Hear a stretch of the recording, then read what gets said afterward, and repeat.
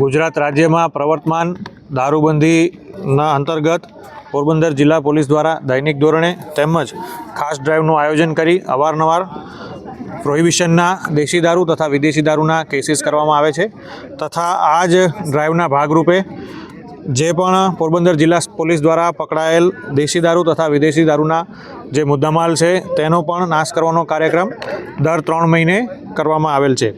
એ જ પ્રમાણે આ મહિને પોરબંદર જિલ્લાના કુલ દેશી દારૂના 933 ગુના, જેમાં કુલ દારૂ લીટર 13,390 તથા કિંમત લગભગ 6,50,000 અને ઇંગ્લિશ દારૂના કુલ ગુના 250, જેમાં બોટલ તથા બિયર કુલ નંગ 15,852 અને જેની કિંમત આશરે 27,32,000થી પણ વધુ છે।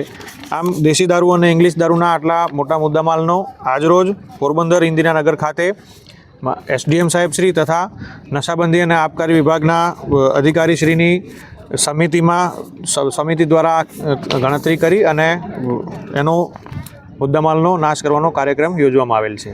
તે જ રીતે સમગ્ર ગુજરાતમાં દારૂબંધી હોવાના કારણે અને ખાસ ડિસેમ્બરના અંત સમય હોવાના કારણે પોલીસ દ્વારા ખૂબ જ સઘન રીતે દારૂબંધીનો અમલ કરાવવાની ડ્રાઈવ તથા કામગીરી ચાલુ છે। Thank you.